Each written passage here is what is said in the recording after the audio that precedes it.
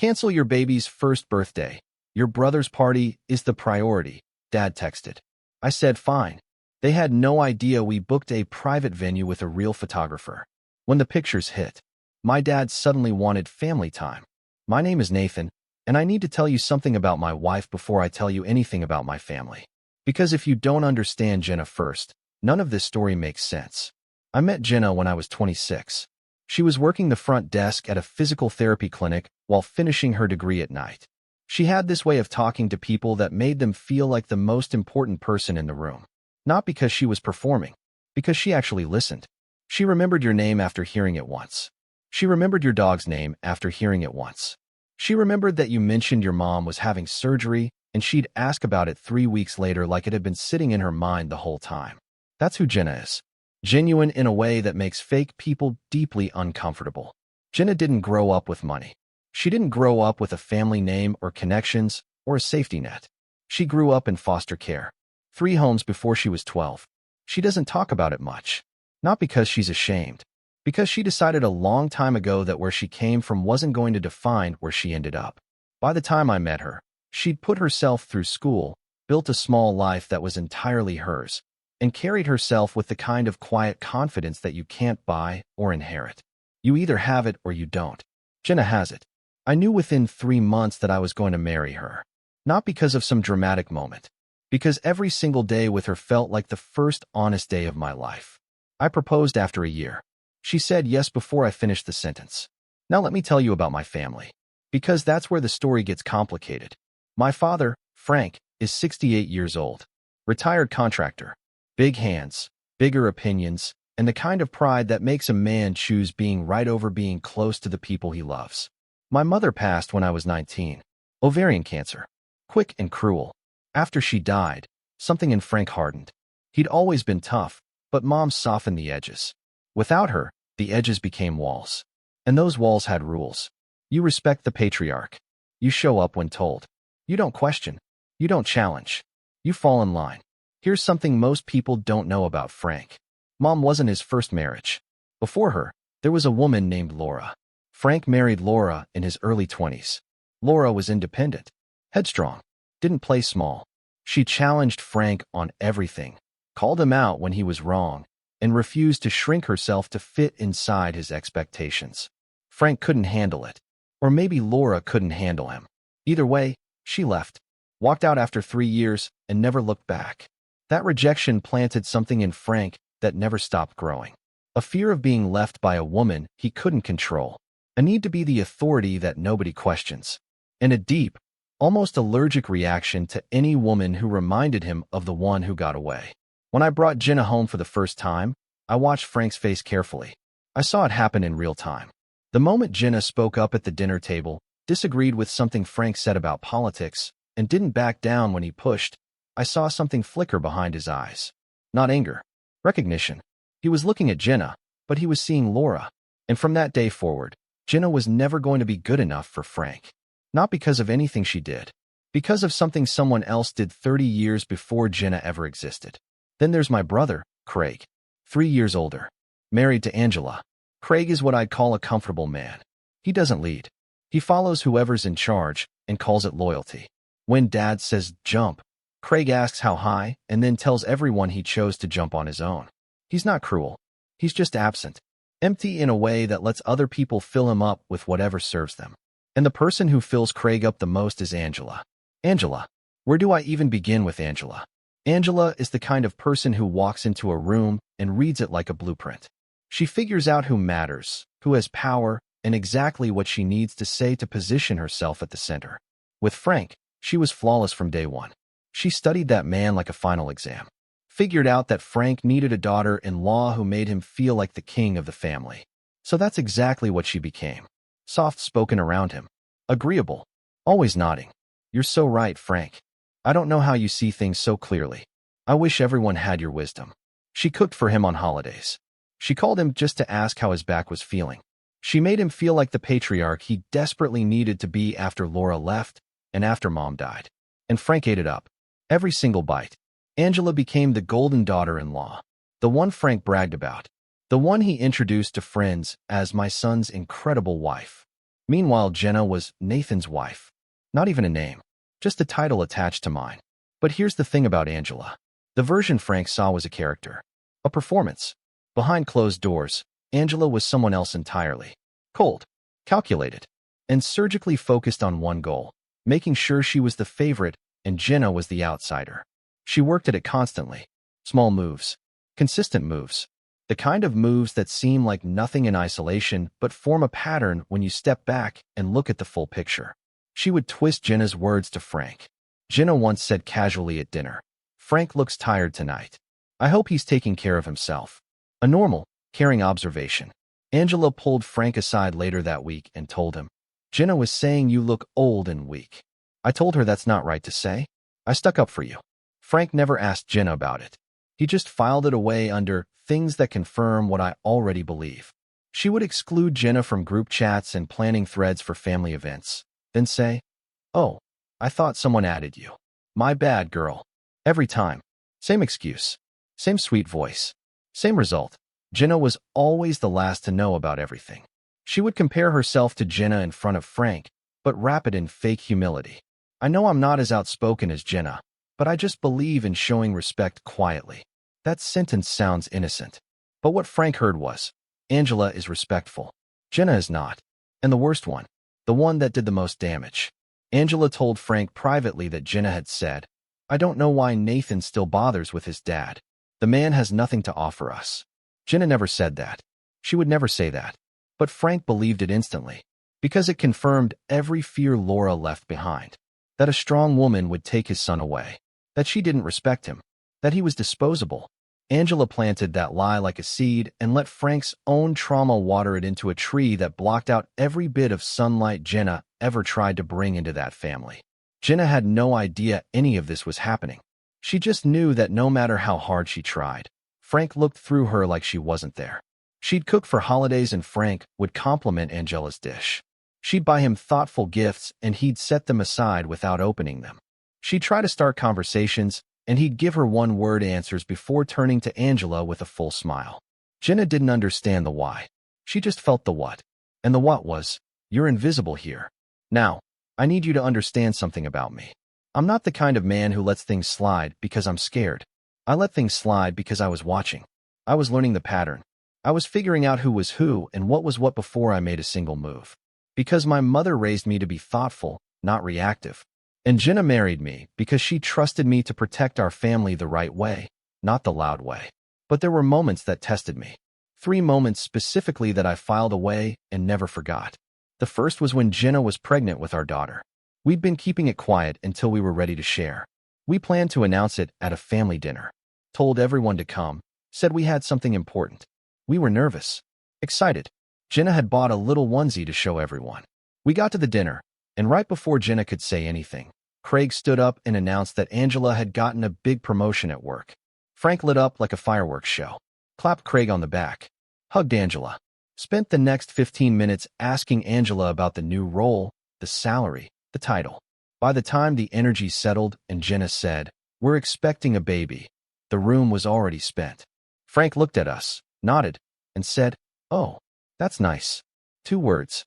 My first child. His first grandchild from me. 2 words. Angela's job title got 15 minutes of celebration. Our baby got 2 words and a nod. On the drive home, I told Jenna, "That's the last time we share anything important at their table. From now on, our joy stays in our house first. They get it when we decide, not when they deserve it." The second moment was Jenna's baby shower.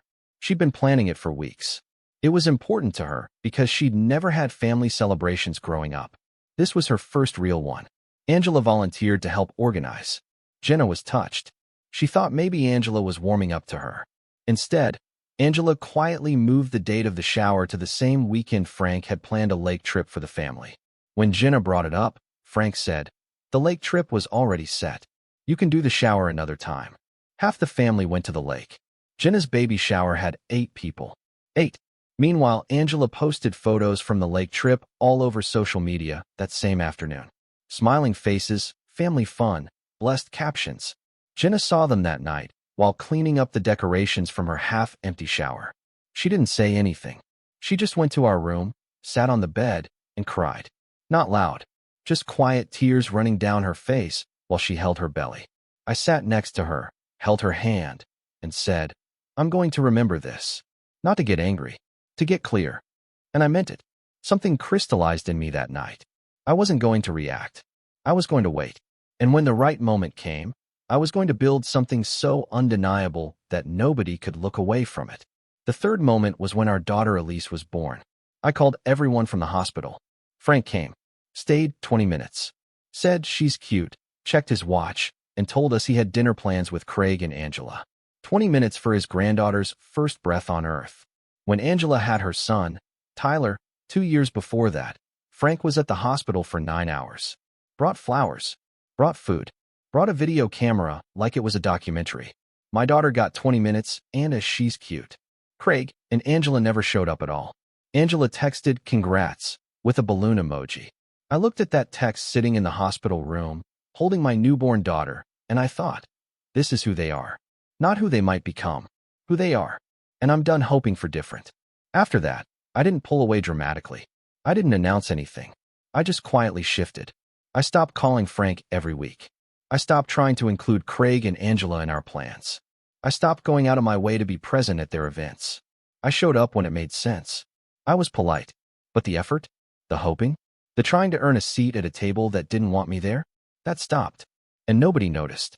Which told me everything. 11 months passed. Elise was about to turn 1. Jenna started planning the birthday 3 weeks out. She was excited in a way that made my chest ache. She'd never had birthday parties growing up. Foster kids don't always get cakes and streamers and a room full of people singing to them. So Elise's first birthday wasn't just about Elise. It was about Jenna too. It was Jenna giving her daughter everything she never had. She picked a theme, ordered decorations, made a guest list, planned the menu. She'd stay up after Elise went to sleep, sitting at the kitchen table with her notebook, sketching out table arrangements and debating between 2 shades of pink for the tablecloth. I'd watch her from the hallway sometimes, just smiling. Because this is who Jenna is. She pours love into everything she does. And this party was going to be pure love in physical form. Then my phone buzzed. A text from Frank. Cancel the birthday party. Your brother is hosting a barbecue that Saturday. Whole family needs to be there. You can do a little cake for the baby another day. I read it twice. Then I read it again. Not because I didn't understand the words. Because I wanted to make sure I wasn't imagining them. My father had just told me, in writing, to cancel my daughter's first birthday because my brother was throwing a barbecue. Not a wedding. Not a funeral. A barbecue. Burgers and lawn chairs were more important than his granddaughter's first year of life. I showed Jenna the text. She read it. Her face went still. Not angry still. Not sad still. Done still. That specific kind of quiet that happens when a person has been patient for years and finally reaches the bottom of it. She set the phone down on the counter, looked at me, and said 5 words. We're not canceling anything, Nathan. I looked at her. She looked at me. And something passed between us that didn't need words. A decision. A shift. A line in the sand drawn by 2 people at the exact same time. I picked up my phone and texted Frank 1 word. Fine. And that was the last honest word I said to my father for a long time. Because fine didn't mean what he thought it meant. Frank read fine as compliance. As his youngest son falling in line like always. As confirmation that the hierarchy still worked. That he could text an order and the world would rearrange itself around his preferences. What fine actually meant was, we're done playing your game. We're about to start our own. And by the time you realize what happened, the scoreboard will already be lit up and you won't be on it. Here's what happened next. And I need you to understand, none of this was my idea. All of this, every single piece of what I'm about to tell you, came from Jenna. I'm the one telling the story, but she's the one who wrote it. That same night, after Elise was asleep, Jenna sat me down at the kitchen table and said, we're not just having a birthday party. We're having the birthday party. The one they'll wish they'd been at. The one they'll see in pictures and feel in their chest that they missed. She had a plan, and it was surgical. First, we upgraded the venue. No more backyard party. Jenna found a private garden estate on the edge of town. String lights, stone pathways, an arched pergola surrounded by flowers. The kind of place people use for weddings. We booked it for a Saturday afternoon. Second, Jenna hired a photographer. Not a cousin with a nice phone. A real, professional photographer who shoots weddings and editorial work. Someone whose photos look like they belong in a magazine. Jenna gave her specific instructions. Golden hour shots. Candid moments. Elise laughing. Guests enjoying themselves. Everything warm. Everything real. Everything beautiful. Third, we hired a caterer. Proper food. Not paper plates and store-bought rolls. Real food on real tables with real napkins. Fourth, the guest list.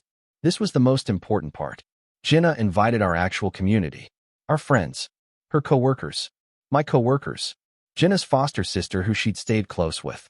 My Uncle Ray, Frank's younger brother, who'd always been kind to us. A few cousins on my side who genuinely cared. Neighbors who'd helped us when Elise was a newborn. Every single person on that list had earned their invitation by being present in our lives. Not one person was invited out of obligation or guilt. And the people not on the list? Frank, Craig, Angela. Nobody from the inner circle that had spent years making Jenna feel like she didn't belong. They chose the barbecue. So we gave them the barbecue. The birthday was on a Saturday. The weather was perfect. 72 degrees, clear sky, golden light pouring through the trees like the sun was personally showing up for Elise. Jenna wore a white dress that caught the light every time she moved. Elise wore a custom blush pink outfit with a little flower crown that Jenna had made by hand the night before, sitting at the kitchen table with wire and tiny silk roses, her tongue poking out the side of her mouth the way it does when she's concentrating. The venue looked like something out of a storybook. Flowers everywhere. Garlands draped across the pergola.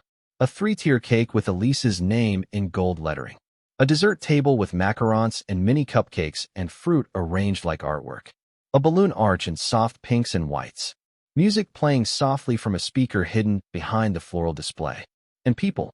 47 people who showed up because they wanted to, not because they were told to. Jenna's foster sister, Megan, flew in from Portland. My coworker Dave brought his daughter, who immediately started playing with the balloons. Uncle Ray showed up early to help set chairs. Our neighbor Mrs. Patterson, who brought us meals for 2 weeks after Elise was born, was there in a floral dress with a gift bag almost as big as she was. These were our people, not the ones who shared our last name. The ones who shared our life. Elise was perfect. She laughed the whole time. Crawled across the grass chasing bubbles that Megan was blowing for her. Smashed her cake with both hands while everyone cheered so loud the birds scattered from the trees. Let the photographer capture her mid-giggle with frosting on her nose and both palms covered in pink icing. She reached for Jenna during the candle moment, and Jenna picked her up and held her close while I stood behind them both with my arms around them, and the photographer caught it all. Every real, unscripted, beautiful second of it. I remember looking around at one point at all those faces, all that laughter, all that warmth, and thinking, this is what Jenna always deserved. This is what Elise will grow up knowing. And this is what my father chose to miss. Meanwhile, 10 miles away, Craig's barbecue was happening. And from what I heard later, it was exactly what you'd expect. Low turnout. Half the people Craig and Angela expected didn't show up because they were at Elise's birthday instead. The ones who did come left early. The food was mediocre. Angela was stressed, snapping at Craig in front of guests about the grill being too hot, and the cooler being too warm, and the chairs being set up wrong. Frank sat in a lawn chair near the driveway, mostly alone, checking his phone. He'd been getting messages all afternoon. Photos. From people at Elise's party. Friends of friends posting pictures. Cousins tagging us. His phone kept lighting up with images of a birthday celebration he wasn't part of. A granddaughter he wasn't holding. A family moment happening without him. The barbecue that was supposed to be the priority ended up being the event that nobody remembered. 2 days later, Jenna posted the photos. She didn't post 20. She posted 5. Carefully chosen. The first was Elise laughing under the flower arch. The second was me and Jenna holding Elise during the candle moment, golden hour light wrapping around us like a painting. The third was a wide shot of the venue with all the guests, everyone smiling, the whole scene glowing. The fourth was Elise with frosting on her hands, looking straight at the camera with the purest expression of joy you've ever seen. The fifth was a black and white shot of Jenna kissing Elise's forehead. Simple, raw, beautiful. The caption was 3 lines. Our baby girl is one. Surrounded by people who love her. This is what family looks like. No shade. No names. No passive-aggressive subtext. Just truth. And the truth did what truth always does when you set it down in a room full of liars. It burned. The photos spread within hours. Friends shared them. Coworkers commented. Extended family members on both sides reacted. And slowly, like a tide pulling back to reveal what's underneath, people started noticing who was not in those photos. Frank wasn't there. Craig wasn't there. Angela wasn't there. The baby's grandfather and uncle and aunt were completely absent from her first birthday. And the party wasn't some sad little cake in a kitchen. It was a full, gorgeous, magazine-level celebration. Which meant they weren't missing because there was nothing to attend. They were missing because they chose not to come. Frank's phone started ringing. His sister called. "Frank, where were you for the baby's birthday?" His neighbor mentioned it at the mailbox. "Saw the pictures, beautiful event. Were you feeling all right that day?" His old coworker texted him. "Your granddaughter's party looked incredible. Sorry I didn't see you there." Every message was a small cut. And Frank, the man who built his identity on image, on being the patriarch, on being seen as the family center, was suddenly the man who wasn't in the picture. Literally.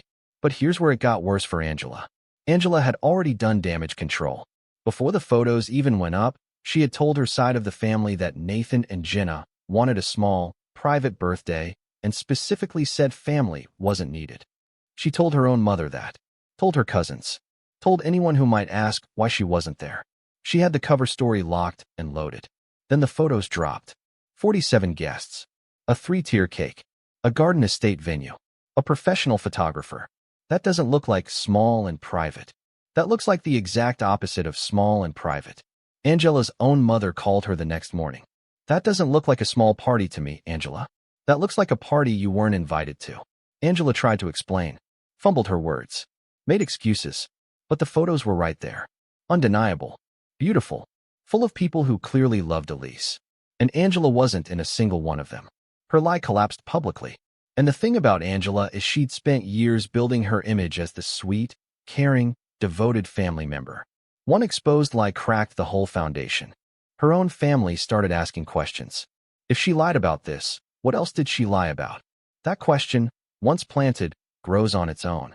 Angela didn't just lose credibility with our family. She lost it with hers too. Frank called me 4 days after the photos went up. I let it ring 3 times before answering. Not for drama. Because I wanted to be calm when I spoke to him. He didn't apologize. Of course he didn't. That's not who Frank is. Instead he said, "I've been thinking. We should do a family photo session. Get some professional pictures of the whole family with Elise. I think it's important for family togetherness." I almost laughed. Not out of cruelty. Out of clarity. Because I could see exactly what he was doing. He didn't want family togetherness. He wanted to insert himself into the narrative. He wanted photos that proved he was there. He wanted to paste himself into a story he chose to skip. He wanted the image without the effort. The credit without the presence. The picture without the showing up. I said, "The photographer's already been paid, Dad. The moment's already been captured. You chose which event mattered that day. We just made sure Elise knew she mattered too." He was quiet for a long time. Then he said, "You could have told me about the party." And I said, "You could have not told me to cancel my daughter's birthday." He hung up. And for the first time in years, I didn't feel guilty about a conversation with my father. After that, something shifted in the extended family. People who had been quietly watching started moving. My Uncle Ray called me a week later. Said, "Nathan, I've been seeing how things are for a while now.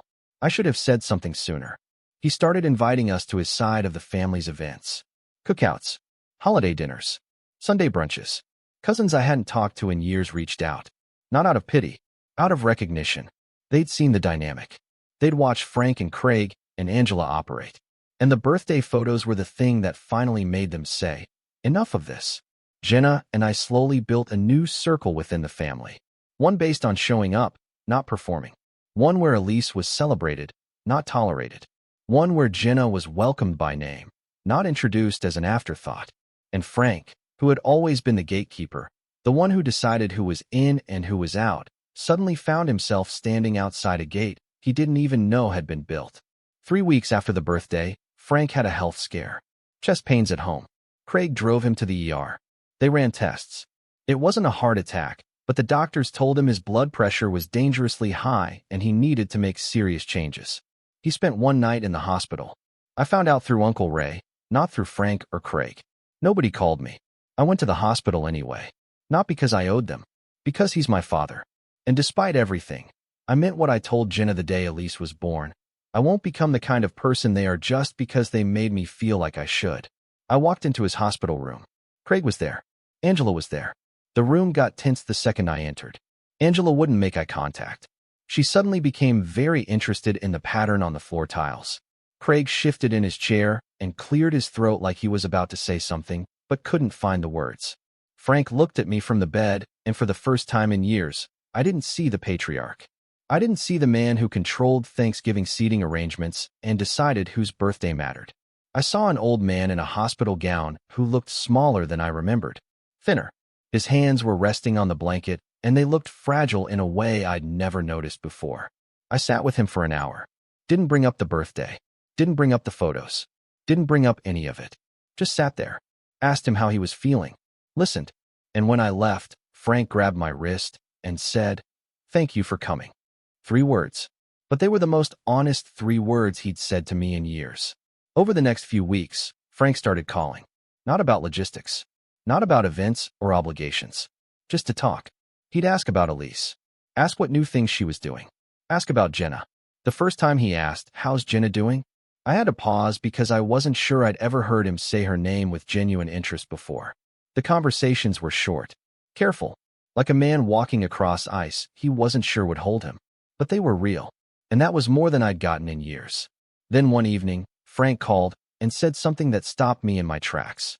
"Nathan, I think I owe Jenna an apology. I've been unfair to her. For a long time. For reasons that had nothing to do with her." I was quiet. He continued. "Someone told me something about her years ago. Something that stuck with me. And I held it against her without ever asking if it was true." My chest tightened. "Who told you, Dad?" He paused. "Angela." There it was.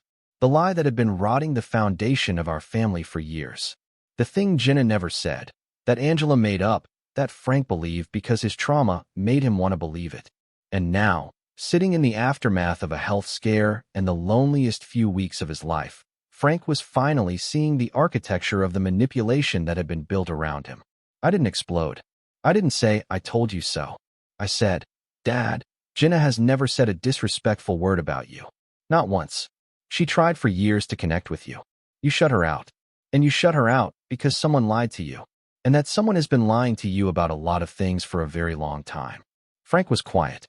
Then he said, "I think I know that now." He asked if he could come see Elise. I told him yes. But on our terms. At our house. With Jenna present. And with respect. Real respect. Not the performed kind he'd been getting from Angela for years. The real kind. The kind where you show up, sit down, and treat the woman your son loves like she matters. Because she does. She always did. Frank came over the following Sunday. He walked in the door, and Jenna was standing in the kitchen. He looked at her, and for a moment he just stood there. Like a man who had rehearsed a speech in his car for 30 minutes, but forgot every word the second he walked through the door. Then he said, "Jenna, I'm sorry. I let someone else's words become my opinion of you. That wasn't fair. And I'm ashamed it took me this long to say it." Jenna didn't cry. She didn't collapse into his arms. She looked at him, steady and strong, the same way she looks at everything, and said, "I appreciate you saying that, Frank. Elise is in the living room. She'd love to see her grandfather. No drama. No big show. Just grace. The kind of grace that only comes from someone who's been through enough pain to know that grudges weigh more than they're worth." Frank spent 2 hours with Elise that day. Sat on the floor with her. Let her pull his glasses off. Laughed when she tried to feed him a plastic grape from her toy kitchen. I watched him from the doorway, and I saw something I hadn't seen since Mom was alive. Softness. Real, unguarded softness. And I thought, maybe this is what it took. Maybe he had to lose everything to finally see what was in front of him the whole time. As for Craig and Angela, they never apologized. Not once. Not a text. Not a call. Not a handwritten note. Nothing. Angela's reputation continued to unravel as more small lies surfaced over the following months. Things she'd told people on both sides of the family that didn't add up. People compared notes. Stories didn't match. Dates didn't align. The woman who had spent years curating a perfect image watched it peel away like paint in the rain. And the thing about a reputation built on performance is that once people see behind the curtain, they can never unsee it. Craig followed Angela's lead as always, which meant he distanced himself from Frank and from me. The golden son chose his wife's sinking ship over his own family. He stopped calling Frank, stopped showing up on weekends.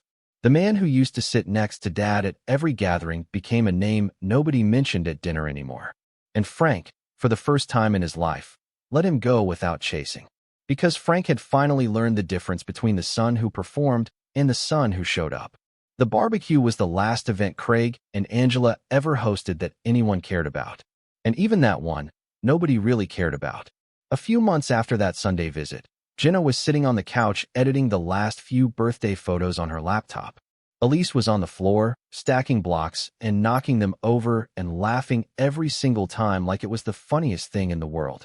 The house smelled like the lavender candle Jenna always lights in the evening. Everything was quiet. Everything was warm. Everything was ours.